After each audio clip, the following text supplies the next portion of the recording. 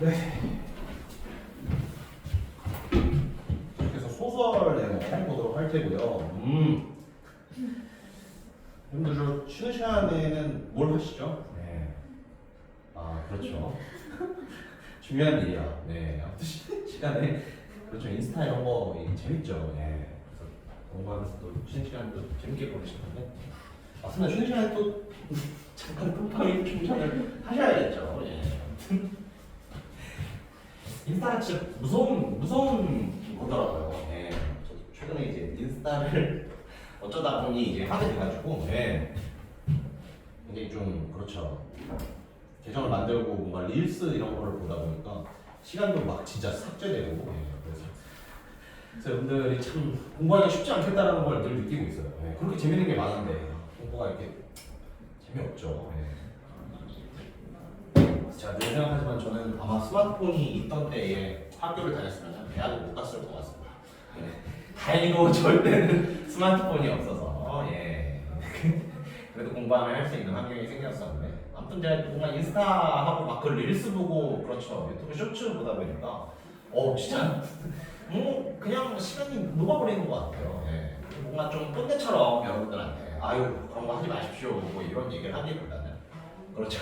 잠깐 어떤 머리 식히는 용도로 잘 사용하신다면은 준비 잘 하실 수 있을 겁니다. 그러게 공부의 어떤 자세 같은 걸 말하자면은 저는 항상 뭐랄까 여러분들 공부랑 어떤 휴식 이걸 보상이라고 볼게요. 그렇지. 저는 이 보상을 항상 공부 뒤에 뒀어요. 어떻게 하는 겁니까? 15분까지 쇼츠 보고 공부해야지가 아니라 그렇죠. 이 쇼츠를 보려면은 내가 뭐 30페이지까지 끝내놓고 보겠다. 항상 이런 식으로 좀 계획을 짰었거든요. 그래, 그냥 얘기해주겠죠. 재수할 때, 재수할 때. 참 여러 일이 있었죠. 제가 재수를 하던 시절에 제가 이제 낮에는 재수학원을 가고 밤에는 이제 독서실에서 공부를 했단 말이죠. 독서실에서 공부를 했는데 제가 당시에 저의 최고의 일탈은 이제 저는 이제 만화책을 굉장히 좋아했었습니다. 그래서 독서실 갈 때 만화책을 들고 가요. 위험한 짓이죠. 네. 만화책을 들고 와서 절대 하면 안 되는 짓. 이거 다 보고 공부해야지. 이거 다 보면요. 다음번 빌리러 나갑니다. 굉장히 위험한 행위예요. 그래서 만화책을 갖다 놓고 어떤 계획을 세웠냐면 그래. 내가 오늘 뭐 국어는 어디까지, 수학은 어디까지 해야만 이 만화책을 볼 수 있다. 만약에 그 전에 만화책을 펼친다면 나는 삼수를 할 것이다. 이런 어떤 자기 암시를 걸고 공부를 했었단 말이죠. 그러면은 은근히 잘 돼요. 왜냐면은 이제 너무 만화책이 보고 싶으니까 약간 집중해서 이걸 더 빨리 끝내려고 열심히 공부를 하게 됐었거든요. 그래서 그때 그나마 이제 저처럼 이제 게으르고 계획 안 세우는 사람이 그래도 내가 좀 공부를 열심히 해야겠다라고 생각했을 때는 맞아요. 보상을 끊어버리는 건 그 보상을 항상 이렇게 공부 뒤에 뒀습니다. 공부를 해야만 만화책을 볼 수 있는 것이지. 여러분도 그럴 거예요. DM 보면은 눌러보고 싶지. 하지만 어때요? 이 문제까지 풀어야 DM을 누를 수 있다라는 어떤 암시를 걸고 그러면은 DM이 궁금해서 굉장히 집중해서 빨리 문제를 풀 수 있게 될 겁니다. 그럼 그 문제를 그렇게 풀고 DM을 한번 보는 식으로 보상을 항상 뒤에 두는 식으로 한번 공부를 해보세요. 그러면은 공부가 굉장히 잘 될 수 있습니다. 아무튼 그래요. 근데 문제는 이제 이 독서실에 그렇지 내가 재수할 때 이 독서실에 저랑 또 고3 때 같은 반이었던 애 전교 1등에도 이 독서실에서 재수를 했었거든요. 그래서 진짜 슬픈 일인데 전교 1등에도 이 독서실에서 재수를 했단 말이야. 근데 걔는 재수학원 안 다녔어. 얘는 그냥 독학으로 재수학원 하루 종일 독서실에 있죠. 저는 이제 낮에 재수학원 갔다가 이제 밤에 독서실에 오고 그러면 얘는 항상 공부를 하고 있고 나는 항상 만화책을 보는 것처럼 느껴지는 거예요. 그래서 굉장히 부끄러웠던 적이 있거든요. 실제로 그게 맞았던 것 같아요. 이 친구 공부하는 거에 비하면 나는 만화책 읽는 시간이 너무 많았던 것 같긴 해요. 이 친구는 그 당시 문과였고 서울대 경영학과를 갔습니다. 역시 나은 놈이다. 그래서 뭔가 이 친구한테 부끄럽지 않기 위해 제가 만화책을 더 늦게 보려는 약간 이런 것도 있었는데 의미 없죠. 서울대 경영학과 앞에서 평등해졌으니까. 아무튼 그랬던 이야기들이 생각납니다. 여러분들 공부하실 때는 어떤 보상 같은 거, 휴식이나 재밌는 거를 좀 뒤에 놓고 공부하는 연습을 해보십시오. 좋습니다. 그러면 우리 핵심 정리와 작품의 짜임 봤으니 이제 소설 본문으로 들어가 보도록 할게요. 여러분들 교재에 그렇죠. 20페이지라고 써있는 부분이 될 겁니다. 이 이 소설에서 기억해야 할 거 뭐라 그랬죠? 역순행적 구성이다. 이런 것들을 잘 기억해야 돼요. 그래서 현재 이야기를 하다가도 과거로 넘어가는 이러한 부분들이 자주 보여지고 있으니까 여러분 그러한 면에 집중해서 이 소설의 좀 텍스트들을 살펴보도록 하겠습니다. 자, 일단 발단 시작 부분입니다. 입국 심사대로 이어지는 낯선 공항에 북적이는 통로에서 나는 문득 걸음을 멈추고 둘러보았다. 중요한 문제 나왔네. 자, 문장에 쓰여있는 서술 부분이죠. 서술 부분에서 지금 인물 하나 나왔어. 나. 근데 서술 부분에서 나라고 하고 있네요. 여러분 이거 보는 순간 소설에서는 뭐 찾아야 된다? 서술자 찾으셔야죠. 근데 소설 속 서술자가 서술 부분에서 소설 속 서술자가 작품 속에 작품 안에 있습니다.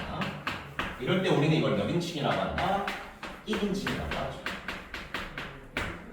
그렇죠. 그래서 서술 부분에서 인물들을 어떻게 지칭하는지를 보고 여러분 현대소설에서는 항상 서술자의 위치를 찾는 거 연습해 두시면 굉장히 좋습니다. 그래서 1인칭 서술자인 내 이야기를 쓰는 거예요. 이 소설은 1인칭 주인공 시점의 소설이 되었습니다. 이거 뭐 정리해 놓은 표 있으니까 그래 바로 여기 나오고 있죠. 1인칭 주인공 시점이라고 시점 굉장히 중요한 정보니까 알아두시고요. 자, 그러면 계속해서 보자. 입국 심사를 펴지는 나는 문득 걸음을 멈추고 내돌아보았다. 그리고 또 중요한 거 나오고 있죠. 지금 낯선 공항의 북적이는 통로. 그렇죠. 이거 어떻습니까? 장소예요. 지금 공항에 도착해서 북적이는 통로에 서 있습니다. 자, 이 장소라는 것은 공간적 배경이 될 수 있지. 그리고 이 소설에서 중요한 건 뭘까? 현재 얘기하다가 과거 얘기하다가 현재 얘기하다가 과거 얘기하거든요. 그래서 지금 이 주인공이 서 있는 장소, 시간이 현재인지 파악하는 거. 이것도 굉장히 중요합니다. 일단은 현재 이야기로 시작되는 거예요. 공항의 통로에서 내가 이야기를 시작하고 있는 겁니다. 자, 어떤 사건이 펼쳐지고 있습니까? 눈이 내리는 둥글고 투명한 세계를 부드럽게 감싸주던 그 멜로디가 귓가에서 되살아나고 있었다라고 나오고 있죠. 자, 그럼 이 부분의 서술 부분 한번 봅시다. 여러분, 여기를 알고 위해서 이 스노볼이라는 걸 알아야 되거든요. 혹시 스노볼이 뭔지 아십니까? 네, 근데 그림은 잘 못 그리는데 저 그림 미술 진짜 개못했거든요. 이렇게 동그랗게 생겨가지고 이렇게 막 흔들면 이렇게 눈이 막 내리는 이런 게 있어요. 근데 여기에 플러스 오르골 기능까지 있어서 음악까지 흘러나가요. 이렇게 생긴 거 이게 스노볼. 진짜 그래서 미안해요. 이게 스노볼입니다. 자, 그럼 어때? 살짝 이해가 되시죠? 눈을 내리는 둥글고 투명한 세계. 스노볼의 모습. 그리고 이 스노볼은 어때? 오르골처럼 멜로디 음악도 나온다고 했었죠? 자, 이 스노볼은 지금 갖고 있는 게 아닙니다. 과거에 이 주인공이 봤었던 스노볼이에요. 그리고 이 스노볼은 또 중요한 인물이지. 권은이라는 인물이 가지고 있었던 물건이에요. 그러니까 어때? 공항에 도착해서 갑자기 눈 내리는 투명한 세계의 그 스노볼이라는 물건, 그리고 그 스노볼이라는 물건에서 나왔던 멜로디, 그러한 과거의 기억을 떠올리고 있는 겁니다. 오케이, 스노볼, 과거의 기억을 떠올리고 있는 모습. 계속해서 볼게요. 갑작스러운 악천후로 비행기들이 연착되는 바람에 저마다의 스케줄에 차질이 생긴 사람들은 통행에 방해가 되는 날을 거칠게 밀치며 지나갔다. 뭐 그렇게 중요한 구조는 아닌 것 같지만 어때요? 일정이 차질이 생기자 사람들이 병난 각박한 모습, 이런 것들을 그렇지 현대사회의 어떤 각박한 모습을 보여주는 걸로도 충분히 쓸 수 있죠. 아무튼 계속해서 보죠. 공항의 통유리 너머로 눈이 쌓여가는 어두운 활주로와 창문마다 희미한 불빛이 어린거리는 비행기들이 보였다. 눈이 내리고 있었구나. 그제서야 알게 됐다는 듯 나는 나직히 중얼거렸다. 자, 눈이 왜 중요한지 여러분 한번 볼게요. 이 눈이라는 게 뭡니까? 이 본문에서는 어떻게 해석하고 있고, 뭐 본문에서는 이 눈을 어떻게 정리하고 있죠? 회상의 매개체라고 생각하고 있어요. 자, 그러면은 이제 뒷부분을 보면 여러분들이 아시겠지만 지금 공항에 도착해서 눈이 내리고 있는 겁니다. 이 눈을 보면서 뭘 떠올리고 있어요? 아까 잠깐 나왔었던 스노볼을 떠올리기도 하고요. 이 눈을 바탕으로 이제 과거에 눈 내렸던 날을 떠올리게 되거든요. 근데 과거에 눈 내렸던 날이 바로 그 권은과 재회한 날입니다. 그러니까 어때? 지금 내리고 있는 눈을 통해서 과거 눈 내린 날, 과거에 눈이 내렸던 이 기억을 떠올리게 돼요. 그러니까 눈이 과거에서의 매개체가 되는 거죠. 계속해서 봅시다. 그제야 알게 됐다는 듯 나는 아직이 중얼거렸다. 그 순간 내 귀에서만 들리는 이 멜로디 어디서 나왔다고요? 이 스노우볼에서 나오는 멜로디였습니다. 스노우볼에서 나오는 멜로디의 볼륨이 한 단계 더 올라가는 게 됐다. 권은을 다시 만난 이유로, 아니 녹슬고 찌그러진 현관문 안의 풍경을 기억의 영역에 고스란히 보관하게 된부터 그 멜로디는 그렇게 종종 긴 세월을 통과하여 내가 서 있는 곳으로 흘러오곤 했다라고 나오겠죠. 지금 이게 뭔 얘기인가 싶은 얘기들이 많아요.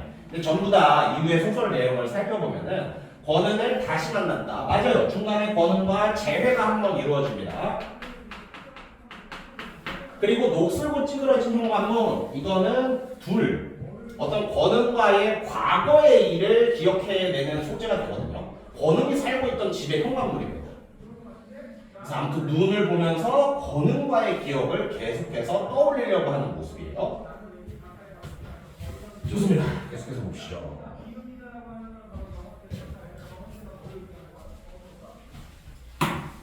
자, 봅시다. 그럴 때 내가 할 수 있는 거라면 그 멜로디가 울려 퍼지는 세계 안쪽을 가만히 들여다보는 것 외엔 아무것도 없었다. 그 멜로디가 퍼지는 세계 안쪽이란 나의 기억 속 권은이 속한 세계를 의미한다고 나오고 있죠. 그 세계 안쪽을 가만히 들여다보는 행위를 한대요. 그 세계를 들여다본다는 건 권은과의 기억을 되살려보는 것, 곱씹어보는 것이 되는 겁니다. 계속해서 보죠. 그 세계는 부엌과 화장실이 딸려있지 않은 작고 풍방일 때도 있었고, 일요일에 눈 쌓인 운동장일 때도 있었으며, 가끔은 약품 냄새가 진하게 된 병실일 때도 있었다. 자, 그러면은 지금 이 주인공이 자신의 기억을 떠올려봐. 권은과의 기억을 떠올려 봤을 때 추운 밤, 운동장, 병실이라는 어떤 세 개의 공간이 나오지 않습니까? 근데 이 세 개의 공간은 전부 어떤 공간입니까? 이 주인공이 떠올리는 권은과 관련된 공간이에요. 그래서 추운 방, 운동장, 병실, 이 세 개의 장소는 전부 권은, 이 주인공이 떠올리고 있는 권은이라는 인물과 관련된 세계였습니다. 계속해서 보시죠. 그리고 그 세계에 사는 주민은 언제나 권은 한 사람뿐이었다. 그렇죠. 이 장소들을 떠올리게 하는 기억세계, 그 기억세계의 주인공은 권은이라는 인물이라는 거죠. 좋습니다. 계속해서 볼게요.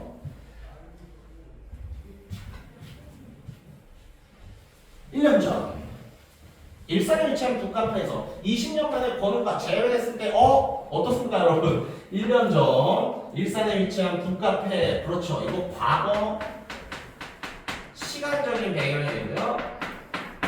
일산에 위치한 북카페는 과거 공간적인 배경이 되죠. 자, 회상이 시작되는 부분입니다.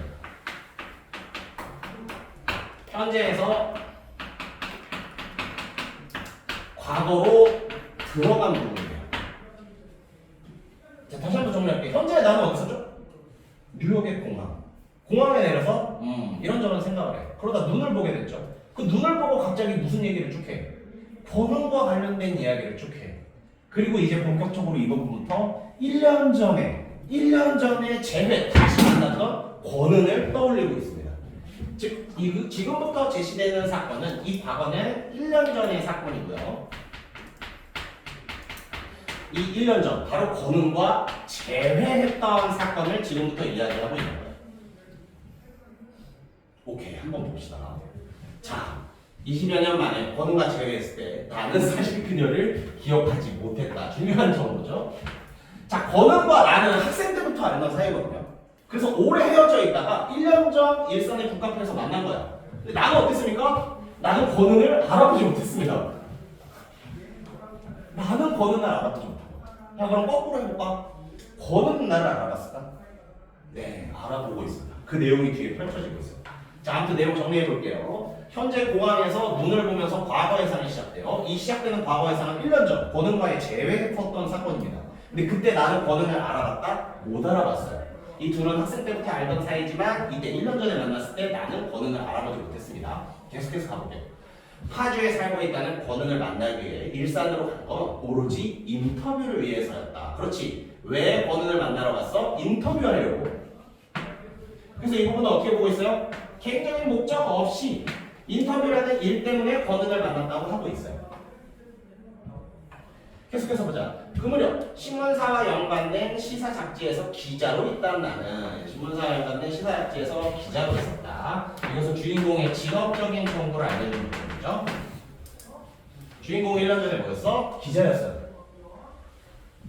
기자니까 주로 하는 일이 뭐야? 기사 쓰고 인터뷰하는 거거든요. 그래서 기자라는 직업으로서 주인공은 뭐 했답니까? 문화계를 이끌어갈 신진들을 인터뷰하는 코너를 맡고 있었대요.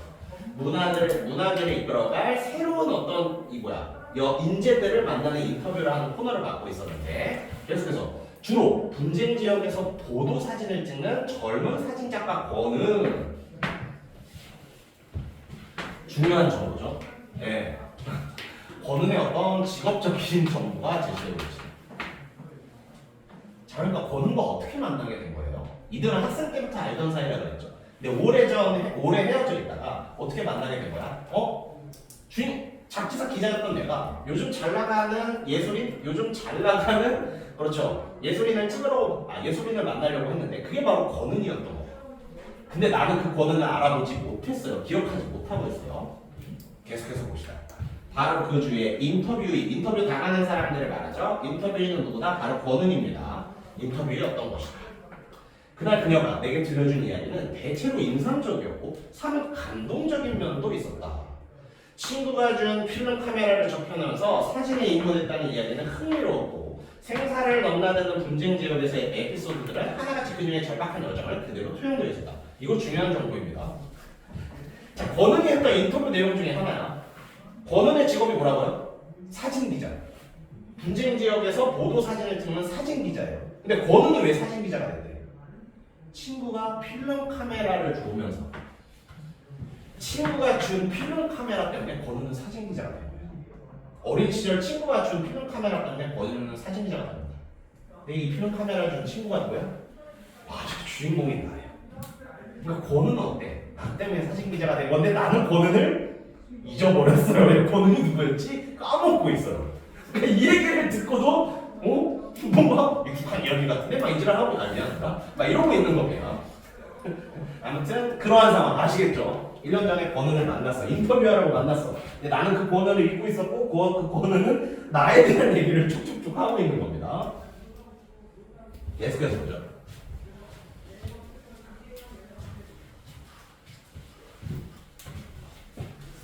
인터뷰가 끝나갈 즈음 북카페 창밖으로 굵은 눈송이가 날리려고 했다. 눈! 야, 지금 현재 공항에서도 뭐가 내리고 있었지? 현재 공항에서도 눈이 내리고 있었지. 자, 이거 과거 해상 부분이죠. 과거에도 눈이 내리는 거야. 이것 때문에 회상의 매개체라는 거야. 현재 공항에서 내리는 눈을 보면서 1년 전에 권은이랑 다시 만났던 날도 눈이 내렸었지. 그래서 과거와 현재를 매개하는 매개체, 회상의 매개체가 된 거예요.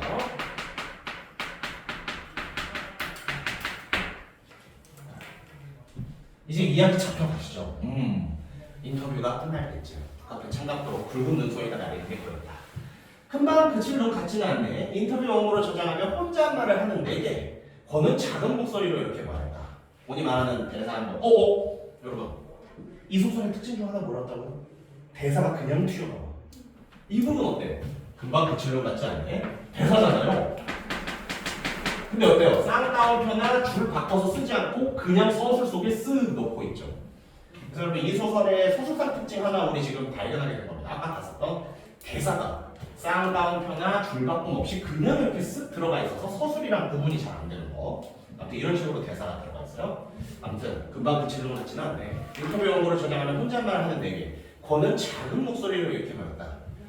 태엽이 멈추면 멜로디도 끝나고 눈도 그치겠죠. 여러분, 아까 몰입 한번 해보세요. 여러분들이 인터뷰 끝나고 인터뷰한 사람이랑 이렇게 눈 내리네, 가야지 이러고 있어서 여러분들 별로 할 말 없으니까 눈이 금방 그칠 것 같지는 않네. 근데 옆에 있던 사람이 태엽이 끝나면 멜로디도 멈추고 눈도 그치죠. 이러면 뭐지, 정신 나간 사람인가? 이럴 거 아니에요. 권은이 약간 정신 나간 중이병이 아니겠지. 권은이 이상한 사람은 아닌가? 왜? 이 얘기가 그렇지. 나와 권은이 공유할 수 있는 공통으로 존재하는 스노우볼에 대한 얘기인 거예요. 나와 권은의 기억 속에 공통으로 존재하는 스노볼에 대한 얘기인 거야. 그러니까 권은이 눈치 주는 거야. 날 못 알아봐? 그러면 우리한테 중요한 물건이었던 스노볼 얘기 한번 해야겠다. 마침 눈 얘기를 하니까. 이게 뭐였죠? 그 스노볼 뭐라 그랬죠? 막 오르골처럼 음악도 나오고 그 안에서 이렇게 눈 흩날리는 거라 그랬죠. 그래서 얘는 살짝 스노볼에 대한 정보를 흘린 거야. 헤비 멈추면 멜로디도 끝나고 눈도 그치겠죠. 스노볼 얘기를 한 거야. 그러니까 나는요. 네가 그 코는 알아본 게 아닌데 어떻게 배워? 보통 사람들이 구사하지 않는 표현이 재미있네. 수수께끼예요? 이 걔 눈없애 새끼가 미안하다. 눈치 없는 새끼예요 이거. 어느는 이제 자기 기억해내라고 그 스노우볼에 대한 힌트를 살짝 흘렸는데 수수께끼예요? 이거 나의 반응이 되겠지. 그거 수수께끼예요. 이 지랄하고 있는 겁니다. 네. 권은이 되게 답답하겠죠. 그러니까 어때? 권은은 말없이 웃기만 할 뿐. 그렇지, 저 병신 왜 못 알아보는 거지? 말없이 웃기만 할 뿐 더 이상 아무 말도 하지 않았다. 자, 이 부분에 대해서 권은은 자신을 알아보지 못하는 나에게 그렇게 서운함을 느낀다라고 하고 있습니다. 권은도 답답하죠. 예. 이쯤 왔으면은 야 오르골 얘기한 거, 야 스노볼 얘기한 거잖아. 나 기억 안 나? 나 그 권은이야. 이렇게 말할 수도 있는데 권은 어떻다? 하고 아무 말도 하지 않았답니다. 왜? 살짝 서운함을 느꼈기 때문에. 이건 좀 정신 나간 사람인 것 같아요. 재밌는 얘기입니다. 예. 아무튼 그래서 이 소설을 굉장히 몰입해서 읽으면 이거 생각보다 꽤 재밌는 소설이거든요. 저도 뭔가 수업 때문에 읽었지만 소설 나름 꽤 재밌었어요. 아무튼 계속해서 봅시다. 인터뷰를 마무리하고 북카페를 나온 우리는 신호등 앞에서 헐렁한 악수를 한 뒤 헤어졌다. 몇 발자국 걷다가 무심결에 뒤를 돌아봤을 때 고개를 숙인 채 가만히 눈을 감고 있는 권은의 옆모습이 보였다. 근데 여러분 이것도 사실상 과거의 권은의 모습과 비슷한 모습입니다. 이 후반부에 나오겠지만 둘이 운동장에서 어떤 사건을 겪게 되거든요. 그 권은이 운동장에 있었던 모습과 지금 눈을 맞고 있는 모습이 되게 비슷하게 보여요.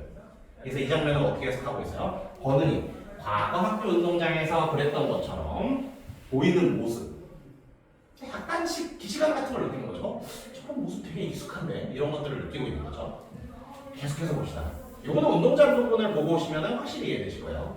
눈발이 제법 거세지고 있는데도 그녀는 좀처럼 움직이지 않았다. 다가가 우산이라도 씌워주고 싶다는 생각을 잠깐 했지만 그렇죠. 이거를 어떤 주인공의 어떤 성격으로 보고 있어요. 다가가 우산이라도 씌워줄까? 이 생각을 하는 것을 타인에게 도움을 주고 싶은 마음이라고 해석하고 있죠. 근데 중요한 건 그게 아니야. 같은 우산 아래 있는 동안 우리를 둘러쌀 침묵이 부담스럽다. 이게 뭐예요? 아직도 못 알아보는 거야. 그래서 자기 혼자 우산 있으니까 우산이라도 씌워줄까? 눈 많이 내리잖아요. 그러다 어때? 어색할 것 같은데? 그 권은이라고 생각도 못하고 그렇죠. 그냥 걸음을 뒤돌려서 헤어진 겁니다.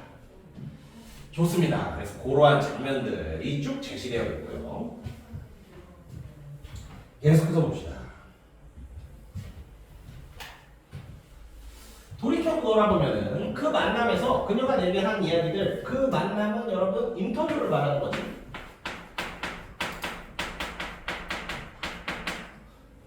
그렇죠. 지금 생각해보면 어때? 인터뷰에서 권은은 내게 힌트를 많이 줬다라는 거야.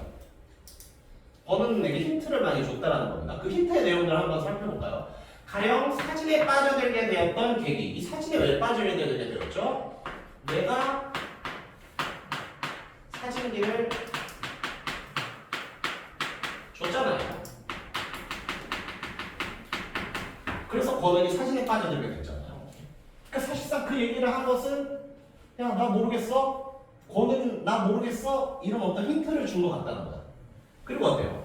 태엽과 멜로디. 이 태엽과 멜로디는 뭘 말한다고 그랬죠? 그렇죠. 둘에게 어떤 중요한 공통적인 물건이었던 스노우볼과 관련된 이야기를 한 거죠.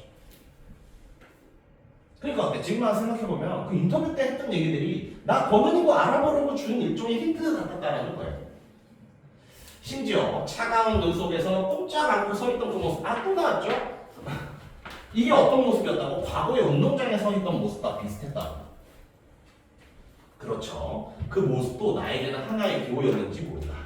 하지만 그날 그녀가 내게 건네고 싶었던 것이 잊고 있던 지나간 시절을 열어줄 열쇠와도 같은 것이었음을 그때 나는 짐작조차 하지 못했다. 이 부분에 대한 설명 한번 봅시다. 내가 당시에는 이 당시는 이제 인터뷰를 말하는 겁니다. 인터뷰를 했던 과거예요.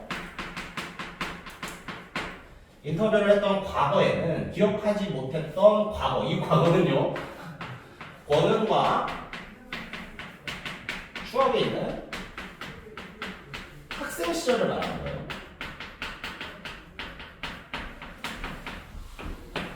권은과 추억이 있는 학생 시절을 말하는 겁니다. 지금 어때요? 인터뷰했을 당시에는 권은과의 그 학창 시절을 기억하지 못했지만 지금은 어때요? 현재는 기억하고 있어요. 인터뷰했던 당시에는 권은과의 학창 시절 떠올려내지 못했지만 지금은 기억하고 있습니다. 아무튼 계속해서 볼게요. 감각은 왔던 순서대로 떠난다. 이 부분 어때요? 다시 회상을 맞췄다고 나오게 되죠. 자, 그럼 여기서부터는 이제 어때요? 현재 공항에 대한 이야기로 다시 진행이 되겠죠.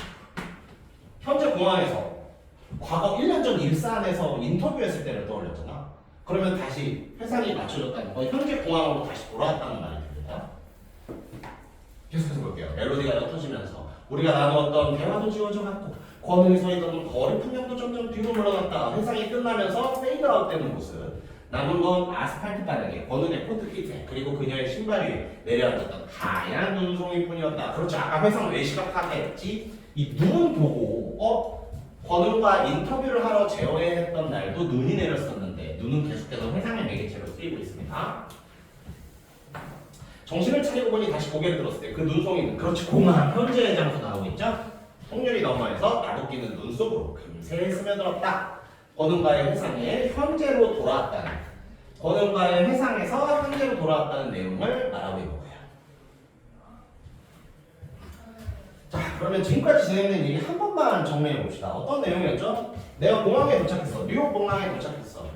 그 과정에서 이제 눈을 보게 됩니다. 눈을 보니까 권은이 다시 만났을 때도 눈 내렸었는데 하면서 자연스럽게 스노우볼도 떠올리고 회상을 시작하게 돼요.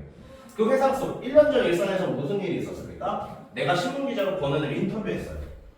근데 둘은 학창시절부터 알고 있었거든요. 근데 나는 권은 알아봤습니까? 못 알아봤어요. 하지만 권은은 나를 알아봤고 과거 학창시절에 있던 걸 자꾸 힌트로 흘렸지. 근데 나는 멍청하게 수수께끼인가요? 이 지랄하고 헤어졌잖아요. 아무튼 그 얘기들이 진행된 겁니다. 미안해요. 약간 너무 소설 주인공인데 약간 지랄 같은 느낌 나요.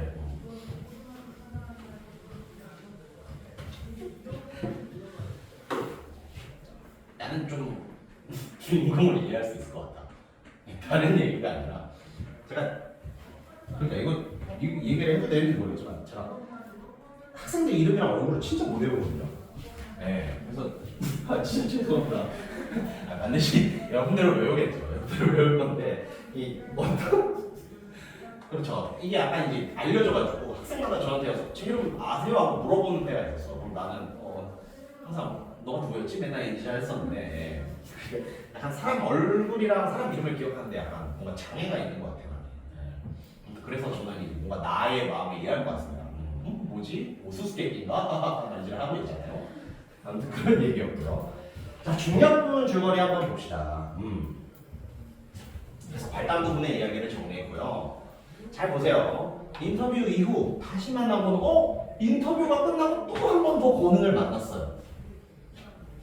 그렇죠. 인터뷰 이후 권은을 한 번 더 만났습니다. 다시 만난 권은은 나에게 시리아 난민들이 모여지는 곳에서 방문할 것이라는 소식을 전해요.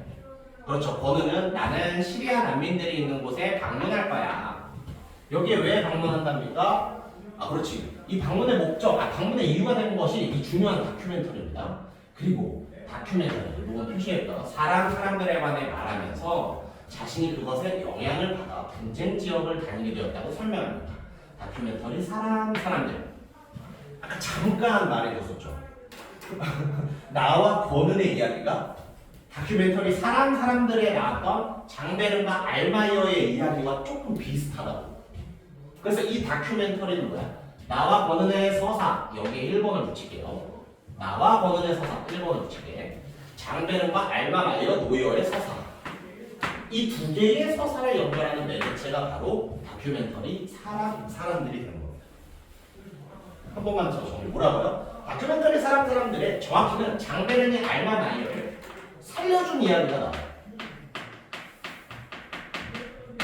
정확히는 장베른이 알마 마이어를 살려준 이야기가 사람들에 나옵니다. 근데 그게 왜 나와 권은과의 관계가 비슷하다고 하는 걸까? 맞아요. 어떻게 보면 나도 권은을 살려준 사람이거든. 권은이 되게 어떤 인생에 힘든 시절이 있었는데 내가 좀 카메라 때문에 권은이 약간 꿈을 품고 그 힘든 시절을 이겨낸 거야. 그래서 이 다큐멘터리에 나오는 장과 알마마이어의 관계가 나와 권은의 관계가 비슷하다는 게 이후의 이야기에서 밝혀집니다. 아무튼 좋아요. 그래서 다큐멘터리는 나와 권은 그리고 알마마이어와 장베른과 알마마이어 이들의 서사를 연결해주는 매개체다. 계속해서 보죠. 아무튼 이 다큐멘터리 때문에 권은은 그것에 영향을 받아서 분쟁 지역을 다니게 되었다고 설명을 한답니다. 그로부터 석 달 후 나는 권은이 분쟁 지역에서 부상을 입었다는 소식을 듣지만 애써 외면합니다. 그렇죠. 교과서에서 이 부분을 그렇게 중요하게 보고 있지는 않거든요. 나는 권은이 분쟁 지역에서 부상을 입었다는 불운한 소식을 듣지만 애써 외면한다. 아무튼 이건 중요한 부분 이야기에 있던 거고요. 권은이 그 분쟁 지역 갔다가 뭔가 부상을 입었을지도 모른다는 소식이 들리고 있어요. 계속해서 보자. 현재 어디서 시작했었죠? 뉴욕 공항에서 시작했었지. 이 사람 뉴욕 공항에 왜 왔습니까? 그렇지. 뉴욕 방문 이유가 될까요? 시작이 어디서 됐었죠? 시작 장소, 시간적 배경 어디였었죠? 뉴욕 공항에서 시작했었지. 주인공이 나 뉴욕에 왜 왔던 거예요? 뉴욕 영화제 취재를 하러 왔어요. 야, 근데 뉴욕 영화제 취재를 하러 왔는데 하필 거기서 뭐가 상영하고 있습니까? 나와 권은의 이야기와 비슷한 이야기를 담은 사람들이 상영 중이었던 겁니다. 이 사람들의 얘기 누가 들려준 거야? 권은이 들려준 이야기지. 권은이 사람들 보고 자기 분쟁 지역 다니게 돼서 이런 말을 했었잖아요. 그러면서 나도 이 사람들을 드디어 가서 이들의 사연을 접하게 됐습니다. 그리고 이만큼 이만큼의 내용 컸어요. 이 세 줄, 네 줄의 내용은 여러분 이게 바로 사람들의 내용이에요. 이게 바로 사람들의 내용이에요. 그러니까 이야기가 좀 복잡하죠. 혼자 가고 왔다 갔다 할 뿐만 아니라 이야기 속에 어떤 또 이야기 느낌으로 이 다큐멘터리도 계속 다뤄지고 있잖아. 다큐멘터리 여기 그럼 짧게 한번 볼까요? 잘 보세요. 1900 사람들이라는 이 다큐멘터리 이야기가 어떻게 된다? 사람들이라는 이 다큐멘터리 내용이 어떻게 된다? 1940년 벨기에 관현악단의 바이올린 연주였던 유대인 알마마이어. 자, 유대인이면은요 이때 나치 애들이 죽이려고 했었거든요. 그러니까 어때? 유대인 등록령 여기 등록하면 이제 가스를 가는 겁니다. 유대인 등록령이 내려지자 연인 장베른 그렇지. 장베른의 도움을 받아 식료품 지하 창고에 숨어서 지내게 되었다. 아까 제가 뭐라 그랬죠? 이 장베른이 알마마이어를 살려준 사람이라고 했었지. 이렇게 살려준 거야. 유대인이라서 나치가 득세할 때 알마마이어가 죽게 생겼으니까 연인인 장베른이 숨어 지내게 살려준 겁니다. 장은 2주에 한 번씩 식량도 가져줬고요. 중요한 것은 악보를 가져다 줬어요. 이 악보는 뭐야? 나 이렇게 숨어 지내다가 그냥 죽어버릴까? 라고 생각하던 그녀를 살린 빛이자 희망이었습니다. 악보는 뭐자? 빛이자 희망이었다. 그런데 이제 연결시켜볼까요? 내가 권은에게 준 카메라도 뭐야? 권은에게는 빛이자 희망이었던 거야. 권은도 막 삶이 진짜 엄청나게 힘든 시절이 있었는데 내가 준 그 카메라 때문에 권은이 살아나고 권은은 그 카메라를 빛이자 희망으로 여기고 있거든요. 근데 나와 권은의 이야기가 사람과 사람들의 이야기가 되게 비슷하다고 했잖아요. 사람과 사람들에서는 장베른이 알마마이어를 살리려고 늘 갖다 준 악보가 나와 권은 사이에 있었던 사진기와 유사한 역할을 하는 겁니다. 나와 권은 사이에 있었던 사진기와 유사한 역할을 사람들의 내용에서 악보가 유사한 역할을 하는 거예요. 오, 좋습니다. 아무튼 중요한 부분 줄거리에 은근히 정리할 게 많네요. 자, 이제 과거의 상황으로 들어가게 됩니다. 권은과 내가 학생 때 있었던 얘기예요.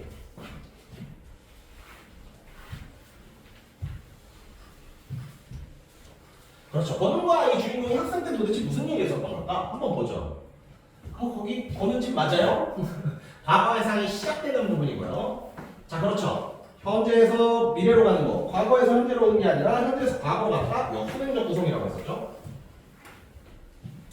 거기 권은 집 맞아요?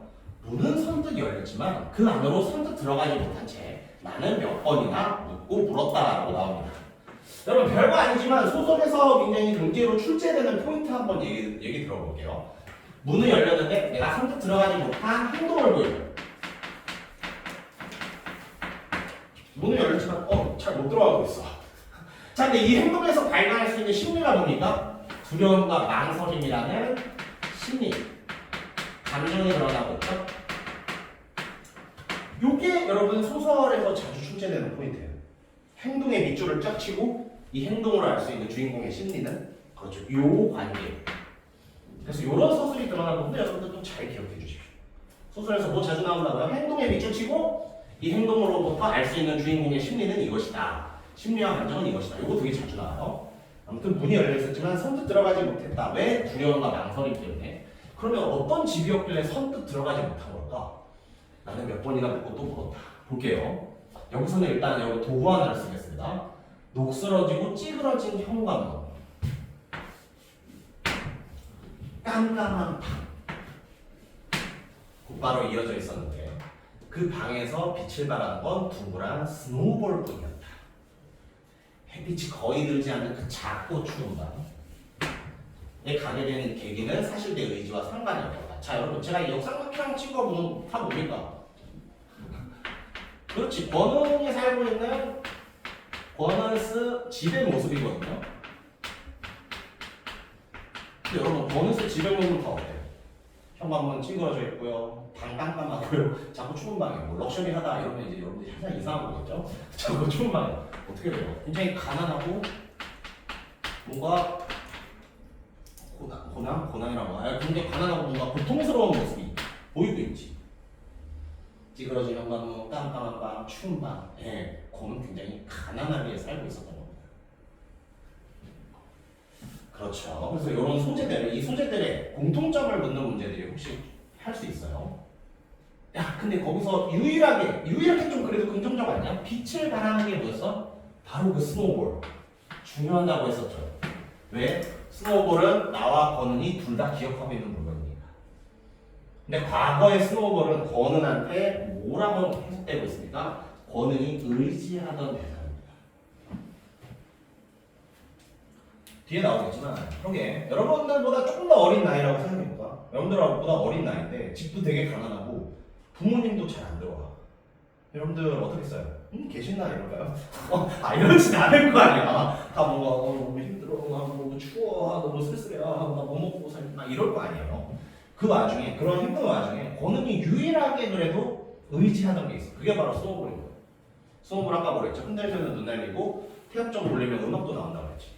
그거 나오는 동안은 권은이 자신의 힘든 삶을 잠깐에 잊었던 거야. 그래서 그냥 이 스노우볼만 그냥 이게 뭐 진짜 안고 끼고 사는 겁니다. 권은은. 뒤에 다 나오지만 미리 좀 설명을 드렸어요. 아무튼 계속해서 봅시다. 다음 페이지로 넘어가 봅시다.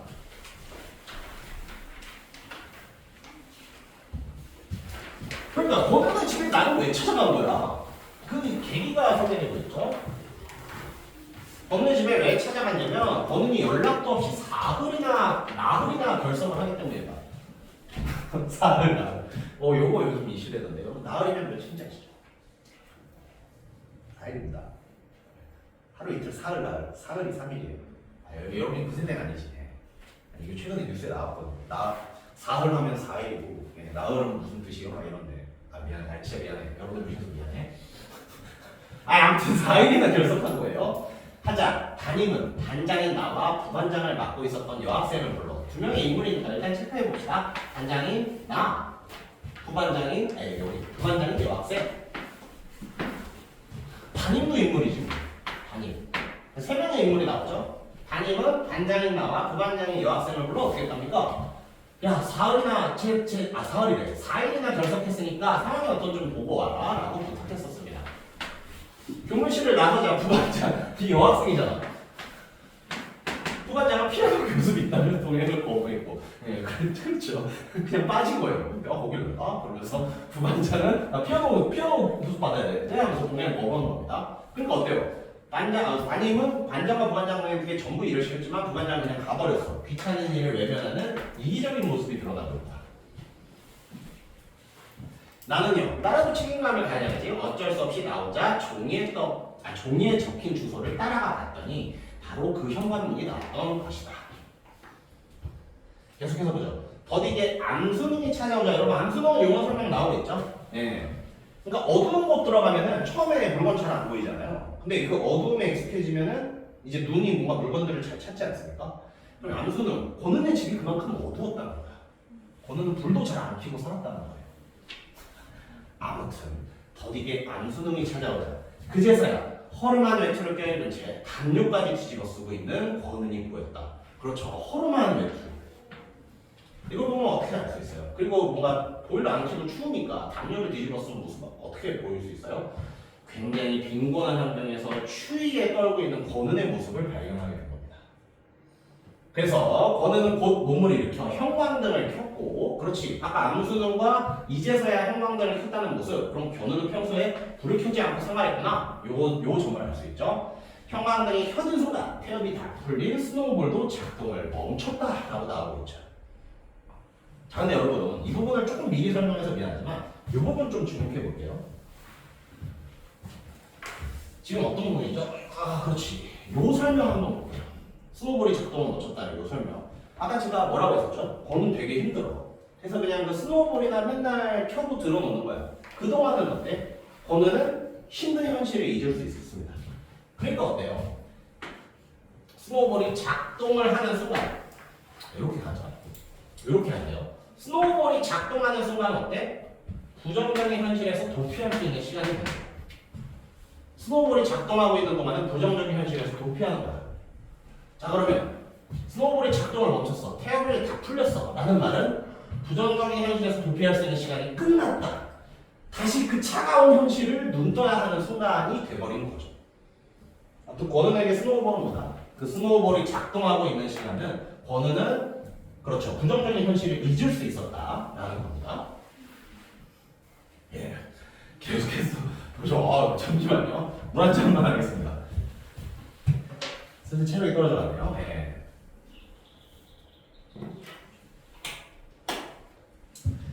좋습니다.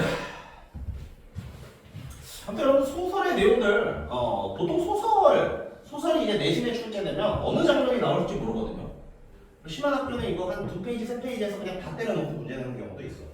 그러니까 이제 소설 모든 부분을 거의 다 여러분들 익숙해지셔야 됩니다. 아마 시험 때는 읽지 않고 풀 수 있을 정도로 여러분들 이거 이 부분이었지 할 수 있을 정도로 여러 번 읽고 시험장에 들어가실 수 있을 거예요. 아무튼 다시 한번 마지막으로 정리하면 권은한테 스노우볼은 뭐다? 현실 도피의 수단이야. 그러니까 어때요? 스노우볼이 작동하고 있는 동안에 권은도 부정적인 현실에서 도피를 할 수 있는 겁니다. 근데 스노우볼이 작동을 멈추면요, 권은은 현실에 복귀할 수밖에 없어요. 아무튼 계속해서 보죠. 부엌과 화장실이 딸려있지 않은 방이었다. 이것도 한번 아까 쓰였던 그 도구 계속 쓸게. 집의 모습이 어때? 야, 부엌이랑 화장실도 없는 그냥 방이에요. 네. 그냥 잠만 잘 수 있는 방이야. 그럼 부엌 화장실은 어디 가요? 공동 화장실 씁니다. 그만큼 가난한 곳에 살고 있었다는 거예요. 계속해서 보자. 휴대용 가스, 그러니까 부엌 없으니까 그냥 휴대용 가스 버너로 밥 해먹는 겁니다. 주전자, 그리고 세면도구가 담긴 플라스틱 대야는 그 방에 많은 역할을 보여주는 듯 했다. 온기가 없는 그 가난한 방에서 13살 권은이 무엇을 먹으며 어떻게 살고 있는 건지 나로서는 가늠조차 할 수 없었다. 자, 어떻습니까? 권은 지금 어떻게 살고 있죠? 굉장히 가난해. 방도 별로 안 좋아. 그런데다가 심지어 어때? 먹는 것도 잘 못 먹는 것 같아. 그래서 나는 어떻게 하고 있습니까? 걱정을 하고 있는 거예요. 권은 쟤 보니까 뭐 먹고 살 건 있나? 저 평소에 뭐 먹고 살지? 약간 이런 걱정을 하는 겁니다. 계속해서 또 어떤 정보가 지시되는지 보죠. 권은의 유일한 가족인 아버지는 짧게는 한두 달에서 길게는 반년까지 집을 비운다고 했다. 부모님이 집에 잘 없는 상황이에요. 이걸 교과서는 어떻게 보고 있죠? 부모로부터 방치된 청소년이라고 보고 있습니다. 그렇죠. 권은은 어때? 굉장히 가난할 뿐만 아니라 부모님도 집에 잘 없어요. 나는 선생님이 시켜서 권은네 집에 갔다가 이런 가난한 모습과 이러한 상황을 알게 된 겁니다. 비밀로 해줘. 권은의 대사죠.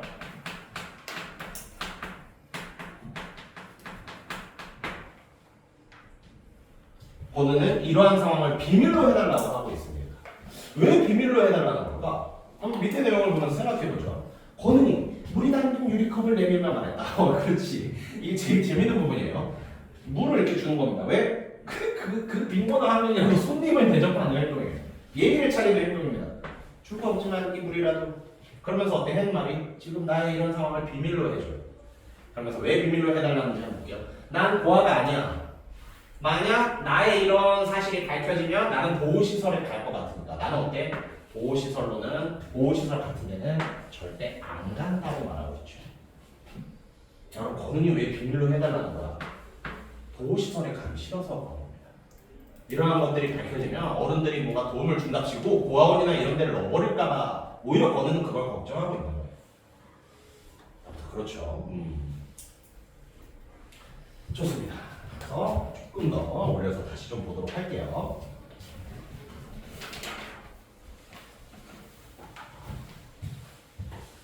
봅시다. 그렇죠. 나는 뭐 그걸 비밀로 할지 말지 사실 그런 별로 생각도 없었거든요. 할 말이 딱히 생각나지 않아서 그냥 그 권은이 예의를 차려서 줬던 그 물을 벌컥벌컥 들이마십니다. 그 물에서는요 수돗물 특유의 비릿한 소독말이 났습니다. 예. 그러니까 여기서 갑자기 이제 이런 이상한 상상하면 그렇지만 여기서 이 수돗물이라는 소재들이 와닿지 않으면 이걸 바꿔보면 돼요. 권은이 이제 코에 얼음 정수기에서 시원한 물을 뽑아줬다고 그럼 벌써 권은이 불쌍하지가 않잖아. 예, 그러면 수돗물이라는 어떤 비릿한 맛이 나는 수돗물, 그 권은이 가난하지만 예의를 찾으려는 물건도 굉장히 가난을 잘 보여주는 상황이 될 겁니다. 예, 여러분들이 이게 왜 가난이지 약간 생각이 안 든다면 자꾸 한번 이런 소재들을 바꿔보세요. 그럼 한번 이 느낌이 팍팍 올 거예요. 그렇잖아요. FT에서 한번 코에 얼음 정수기에서 물 꺼내주면 굉장히 이상하겠죠. 아무튼 그래요. 나는 얼굴을 찡그리며 유리컵을 내려놓고는 알았어. 대사죠? 알았어는 뭐야? 비밀로 하겠다라는 말이지.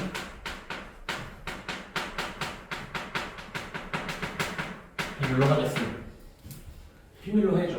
알았어. 비밀로 하겠다는 말이죠. 비밀로 하겠다. 알았어. 라고 말하더니 서둘러 그 방을 나왔었다.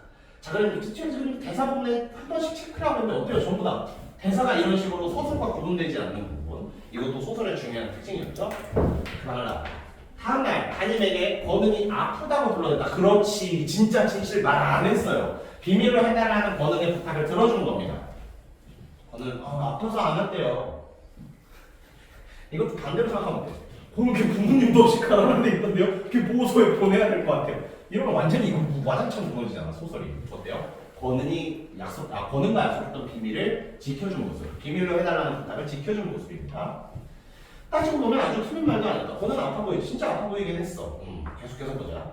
부임한 지 얼마 되지 않은 젊은 담임은 내 말에 신경도 쓰지 않는 눈치였다.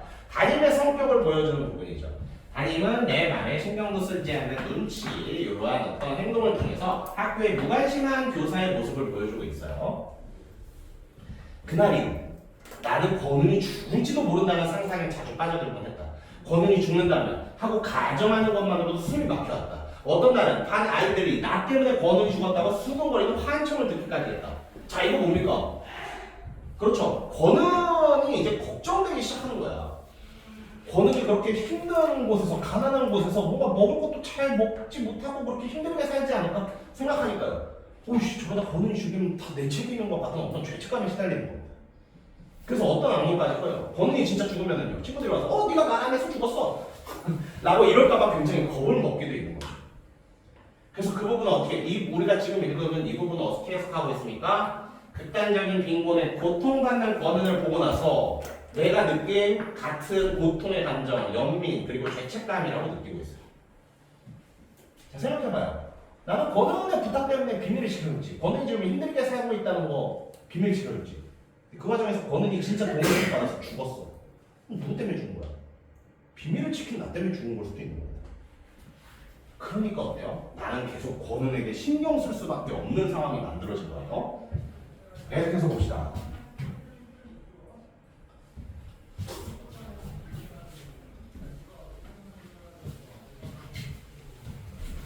누가 시키지도 않았지만 나는 그 이후로 권은의 방을 몇 번 더 찾아갔다. 숨이 막혀오고 한청이 들리는 게 싫어서였을 뿐 대책 같은 건 없었다. 자, 이 부분을 교과서에서 어떻게 보고 있습니까? 나 때문에 권은이 죽으면 어떡하지? 죄책감과 고통을 덜기 위해서 그 집에 갔다는 거야. 그래, 좀 관심 가져주면 나 때문에 죽은 건 아니겠지? 죄책감과 고통을 덜기 위해서 자꾸 그 집에, 권은의 집에 찾아갔다는 겁니다. 하지만 어때요? 어린 학생이거든요. 얘네들 아직 학생이거든요. 그러면 권은을 그 상황에서 빼돌리, 그 상황에서 나아지게 할 대책은 없었다. 어떻다? 어린 학생이기 때문에 실제로 해결할 수 있는 문제는 아니었다라는 설명이 들어가는 거죠. 즉, 나는 권은에 대한 죄책감으로 그 집에 찾아갔지만 어린 학생이기에 권은을 실제로 도와줄 방법은 없어요. 그래서 내가 할 수 있는 작은 도움은 뭡니까? 내가 권은의 방에 갖다 줄 수 있는 거라도 일단은 만화책, 스노우볼에 들어갈 건전지, 그러한 어떤 사소한 물건들을 권은에게 자꾸 도와주려고 주고 있는 거예요. 그럼 어때요? 권은은 너 어서 가. 나 괜찮아. 그렇죠. 자존심이 좀 있어. 나 자꾸 이렇게 도와줘서 고맙지만 어서 가. 그렇죠. 고마움과 자존심이 공존하는 감정이라고 보고 있습니다. 자, 이거 어때요? 이러한 대사를 통해서 권은이 가지고 있는 심리를 보여주겠죠. 이런 것도 문제로 자주 나와요. 대사를 밑줄 긋고 이 대사가 의미하는 권은의 심리로 밝아진 것은 고마움, 자존심이 공존하는 양면적 감정이다. 계속해서 보죠. 그렇지. 여자애와 단둘이 한 방에 있는 게 어색하면서도 쉽게 떠나지 못하고 방 안에 서성이고 있으면 권은은 그렇게 말하며 내 등을 떠밀곤 했다. 그렇죠. 그래서 얘랑 같이 이 방에 있는 거 어색해. 하지만 왜 금방 못 떠나? 내가 가면 죽을까 봐 미안해. 그래서 나도 어색함과 미안함이 공존하는 양면적인 감정이라고 나오겠죠. 자, 짧은 글이지만 감정이 4개나 나왔습니다. 권은이 느끼고 있는 고마움, 자존심. 내가 느끼고 있는 어색하지만 미안함. 4가지나 감정이 나오고 있는 부분이에요.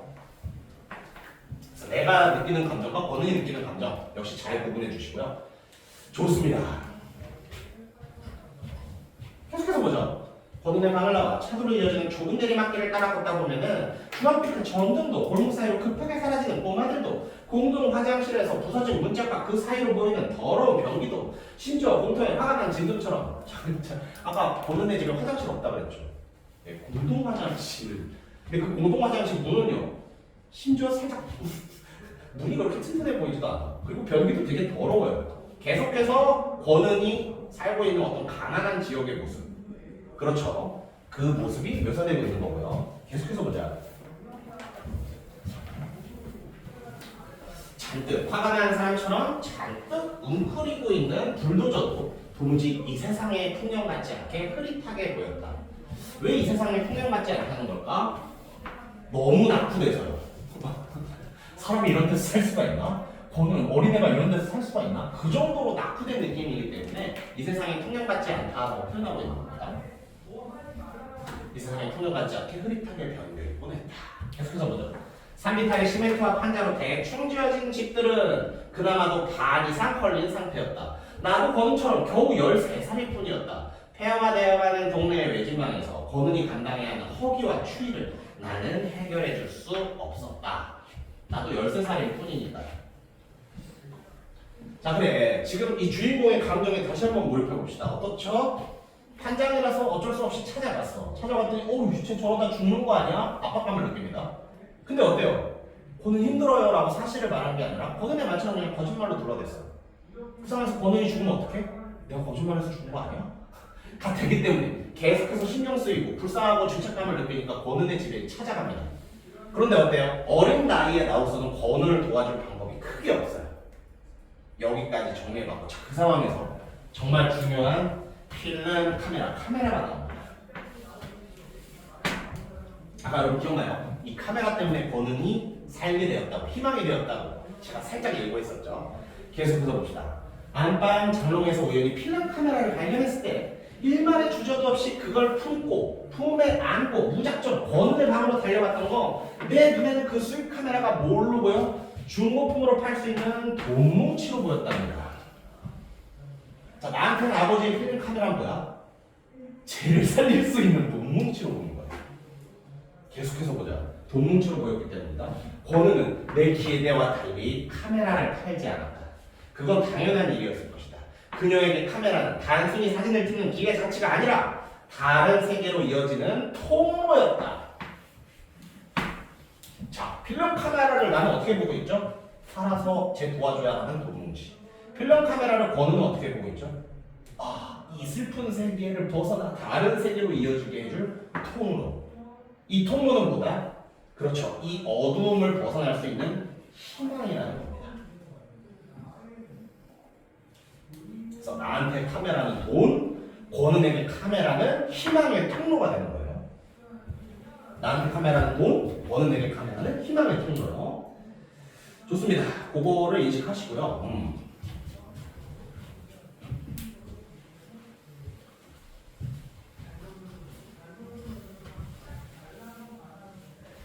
자, 이 부분을 볼게요. 셔터를 누를 때 세상 모든 구석에서 빈 무더기가 흘러나와 피사체를 감싸주는 그 마술적인 순간을 그녀는 사랑했을 테니까 이게 뭐예요? 권은이 카메라에 대해서 느끼고 있는 어떤 감정 같은 거거든요. 그러니까 나한테는 그냥 돈뭉치예요. 근데 권은은 왜 그걸 희망의 통로라고 생각했어? 사진을 찍으면 빛들이 들어와서 그 카메라 안에 담기니까. 그런 거를 그녀는 너무 사랑했던 거예요. 오케이. 그리고 중요한 내용이 나오죠. 빛 무더기가 흘러나와 피사체를 감싸준다. 자, 이 소설의 제목은 뭐였습니까? 빛의 호위. 맞아요. 이 카메라를 찍는 현상, 사진을 찍는 현상. 여기서 이제 제목이 빛의 호위가 살짝 유추되는 상황입니다. 빛이 피사체를 호위하는 현상. 즉 빛의 호위는 뭐였어? 카메라를 찍을 때 빛이 피사체를 감싸고 쓱 들어오는 것. 제목과 연관이 있는 부분이었어요. 계속해서 봅시다. 그런데 셔터를 누른 직후 뷰파인더 속 그 빛이 한꺼번에 사라지고 나면 사진 찍고 나면 권은도 알마이어처럼 더 외로워지고 쓸쓸해졌을까? 사진에는 담기지 않는 프레임 밖의 풍경처럼 그 이야기는 내가 확인할 수 없는 영혼 속에 있다라고 하는 거죠. 자, 잘 봐. 여러분 기억나요? 이 알마이어에게 악보가 권은과 나에게 사진기랑 똑같다고 했었죠. 기억납니까? 어때요? 알마이어는 이 악보 근데 어때? 여러분 이 유대인이기 때문에 숨어 살잖아. 그럼 악보 왔다고 연주할 수 있겠어요? 소리 내는 낯지가 자라갈 텐데. 그래서 연주를 못하고 침묵의 연주를 해요. 그러니까 어때? 연주하는 동안 희망을 갖지만 연주가 끝나면 뭐 한 거지? 오히려 더 쓸쓸함을 느낄 수 있었던 거죠. 그러니까 이 사람과 사람들의 알마마이어를 보면서 권은도 그러지 않았을까를 생각하는 거야. 그래, 카메라, 그녀의 사진기, 카메라, 그녀에게 희망이었겠지. 근데 탁 찍고 나면 그녀도 되게 허무하지 않았을까? 알마마이어, 그렇죠. 사람과 사람들에 있는 알마마이어와 권은을 연관시키는 부분이 되는 겁니다. 좋습니다. 좋아요. 나갈 수 있는 데까지 한번 나와보죠. 예.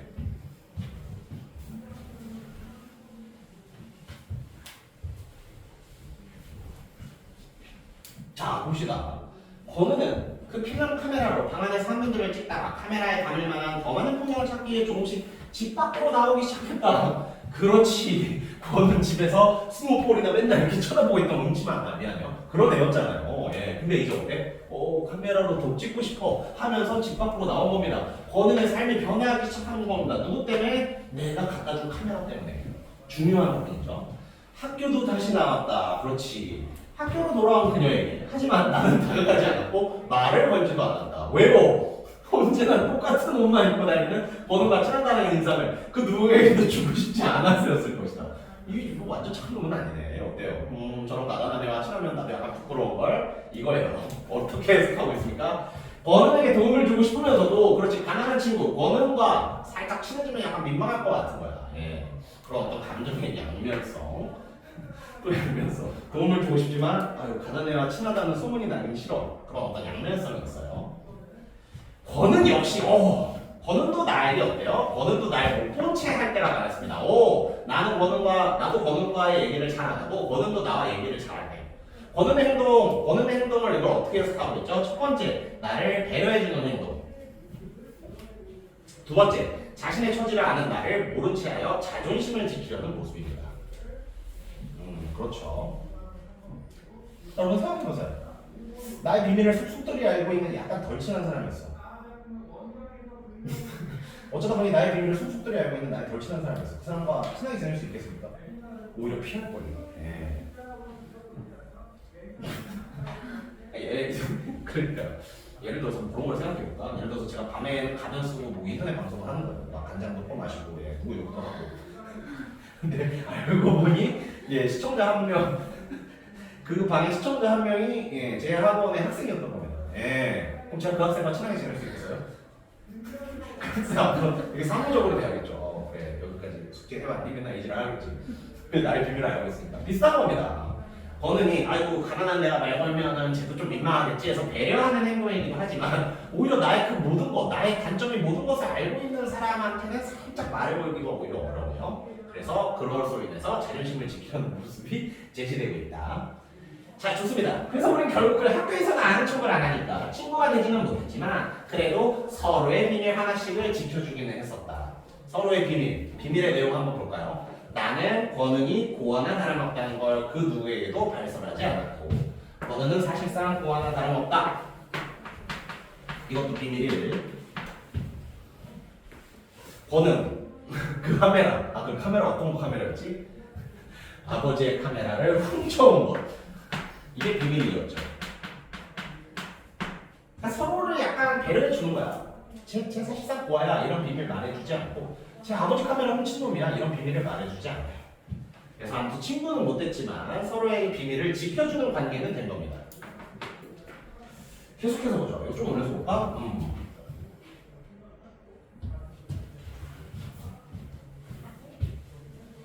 끝까지 몰아주겠다. 계속해서 보죠. 권은이 친척을 따라 먼 지방으로 이사가겠다는 소식을 들은 건 겨울방학을 2주 정도 앞둔 날이었다. 권은이 이사를 가게 되네요. 권은이 집에 잘 들어오는 아버지가 아니라 친척을 따라서 이사를 가게 되네. 아무튼 겨울방학 2주 정도 앞둔 날입니다. 학교에서 어떤 소문이 났나? 학교에서는 권은이 아버지가 도박장 근처 쓰레기장에서 시신이 발견된다는 소문도 떠돌았지만 확실한 건 없었다. 그렇죠. 그래서 그 소문이 진짜인지 아닌지 모르겠습니다. 어쨌든 중요한 내용은 뭐예요? 권은의 아버지가 도박장에서 시신을 발견됐다. 만약 이게 진짜라면요. 만약 이 소문이 진짜라면은 왜 권은네 집에 아버지가 없었어? 도박하러 다니느라. 그리고 그 도박하러 다니던 아버지마저 갑자기 죽은 거야. 그랬기 때문에 권은이 친척집에 따라서 이사를 간 게 아니라 권은이 갑자기 이사하게 된 이유를 짐작하게 만들었을 수 있는 정도의 소재는 되고 있습니다. 계속해서 보죠. 그로부터 아주 많은 시간이 흐른 뒤 권은은 지상의 주소를 가지고 있는 알마마이어에게 이런 편지를 쓴답니다. 자, 지금부터 나오는 내용 잘 보세요. 지금부터 나오는 내용은 뭐야? 알마마이어에게 권은이 쓴 글이 됩니다. 자, 이 밑에서부터 나오는 내용은 알마마이어라는 사람에게 권은이 쓴 글이 돼요. 근데 알마마이어는 누구였죠? 다큐멘터리 속 인물이었죠. 그리고 그 다큐멘터리는 옛날 이야기 때문에 알마마이어는 이미 죽은 사람입니다. 그래서 지상의 주소를 가지고 있지 않은 사람이다. 이미 죽은 사람이다 라는 뜻이 되는 거예요. 그리고 이 편지를 뭔가 실제로 우편으로 붙인 건 아니고 블로그에, 권은이 블로그를 했는데 이러한 블로그에 알마마이어에게 쓴 글을 남긴 겁니다. 그렇죠. 그래서 지금부터 나오는 내용이 보다 권은이 블로그에 알마마이어에게 쓴 글입니다. 여러분도 그런 적 있나요? 여러분도 글 쓸 때 편집글 형식으로 약간 그렇죠. 이렇게 일기를 쓸 때 자주 나오지 않나? 일기를 쓸 때 아이돌 오빠나 아이돌 누나에 대해 무슨 뭐 그런 거 있잖아요. 제가 일기를 쓴다고 원영이 누나 오늘은 이런 일이 있었어요. 미안합니다. 저는 물론 그런 글을 쓴 적이 없어요. 저는 그런 사람은 아니었어요. 아무튼 그런 글을 블로그에 쓴다는 거야. 알마마이어 씨. 저는 이런 일을 겪었어요. 딱 그 느낌이에요. 예시가 이상했던 것 같아요. 전 그런 적 없습니다. 원영이 누나 저는 이런 일이 있었어요. 저 그런 적 없어요. 아무튼 딱 그 느낌이에요. 뭐라고? 자기 블로그에 자기가 감명 깊게 봤던 다큐멘터리의 주인공 알마마이어에 대해서 알마마이어에게 쓴 글의 내용입니다. 자 이제 잘 봐요. 글의 내용. 아버지가 좀처럼 돌아오지 않는 그 방에서 저는 날마다 똑같은 꿈을 꿨습니다. 그 꿈을 꾸고 싶지 않아서 잠이 올 때까지 스노우볼의 태엽을 타요. 그 스노우볼의 태엽을 가면 1분 40초 동안 그 아름다운 멜로디가 흘러나오죠. 그 1분 40초 동안 나는 눈에게 있는 세계에 빠져 있을 수 있었습니다.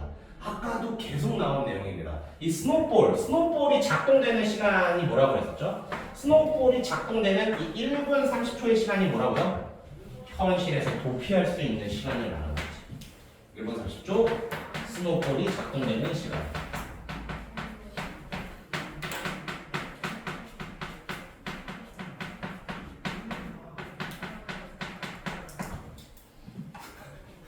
그렇지 않나요? 예. 저도 그럴 때가 있었어요. 아, 무슨 얘기를 하는 거지? 그러니까 이제 굉장히 힘들던 시기에, 예. 그거 어때? 이 얘기는 하지 않겠어. 좀 이상한 것 같아. 이 얘기는 하지 않을게요. 그렇잖아요. 예. 그래, 실제로 얘기해줄게. 군인 때, 왜 군인들이 그 음악 방송을 많이 보는 줄 아십니까? 군인들 TV는 항상 엠넷이나 그 음악 방송이 켜져 있어요. 왜 그럴까요? 아이돌이 나오는 3분 뮤직비디오를 보는 동안 다른 세계에 있는 것 같기 때문이야. 본인도 그거예요. 지금 어때? 아버지 아까 어떤 은근히 아버지 도박하다 죽었을지도 모른다는 정보가 제시되었죠. 아버지 집에 잘 안 와. 집 개 가난해. 그러니까 어때? 아 그리고 꿈을 꾸면 무슨 꿈을 꿔? 지금 있지도 않는 엄마 어딨어 하고 찾아내 헤매는 꿈이란 거예요. 그러니까 이게 현실이 굉장히 지금 슬픈 거거든요. 그러니까 어때요? 그냥 그 오르골 돌아가는 동안 스노볼이 돌아가는 동안에 모든 걸 입고 행복할 수 있는 겁니다. 그래서 군인들이 음악 채널만 봐요. 죄송합니다 여러분. 저한테도 그런 아이돌이 있었거든요. 예. 왜 이런 얘기를 하고 있지? 저 아시잖아요. 저 되게 문학적 취향이 굉장히 높아요. 예. 그래서 아이돌 노래 안 듣고 아 진짜야. 음악 되게 막 고상한 음악, 예. 클래식 음악 이런 음악만 듣다가 군대에 갔는데 그때 여러분들은 잘 모를 거예요. 옛날 노래니까. 군대에 갔는데 그때 브라운 아이드 걸스라는 그룹의 노래를 들었거든요. 예. 아직도 기억나. 그 러브라는 노래였어. 여러분 잘 모르고 야릇야릇하다 이런 노래 있어요. 죄송합니다. 근데 그걸 듣는 순간 와 씨가 천사의 목소리야. 모든 걸 잊을 수 있어. 군대에 힘든 거 다 잊고 야릇야릇하 막 이거 듣는 순간 막 그런 거 같다 하는 거. 범인이 그런 거라니까요.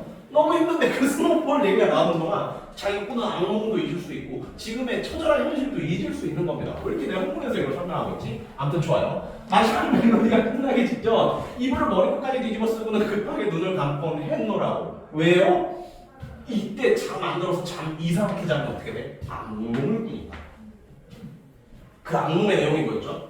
여러분 이 악몽의 내용이 보입니다. 처음 와보는 낯선 도시를 헤매다가 지금 엄마에 대한 정보가 없는데 뭐 엄마라는 존재는 항상 어떤 절절한 존재겠죠. 엄마를 배우면 엄마를 꼭 배우게 하는 꿈. 지금 어디 있는지도 모르는 엄마를 찾는 꿈이에요. 진짜 끔찍하지 않겠어요? 갑자기 또 딴 얘기하고 싶어. 저 얼마 전에 꿈 얘기가 있었는데 진짜 처음 푸는 거거든요. 이거 실제 스토리. 네. 한 2주 전에 꿈인데 꿈에서 옛날 여자친구를 만났어요. 여러분 꿈에서 사실 기억이 완벽하지 않잖아. 그래서 나 꿈에서는 그 옛날 여자친구랑 어디를 데이트했었나? 아무튼 잘 다녔어. 너무 좋은 거야. 그리고 이제 꿈에 그렇지. 그리고 이제 데이트 끝났을 때 내가 집에 데려다 줄게 그랬거든요. 그 여자애가 아니 싫어 그러는 거야. 아니 왜 데려다 준다는데 왜 싫어? 그러지 마 그러는 거야. 그래서 꿈이니까 아니 왜 데려다 줄 수 있는 거잖아. 그러니까 나 일본 여자다 이러는 거야. 그치 결혼한 애거든요. 꿈의 마지막에 그게 생각난 거야. 그 집에 데려다 주면 큰일 나지. 하면서 깼거든요. 진짜 이상했어. 야 이게 그런 꿈이야. 야 있지도 않은 엄마를 이상한 도시에서 찾는다고. 그럼 깨어났을 때 나 엄마 없지 얼마나 괴롭겠어요. 그러니까 걔 악몽이 되는 거예요.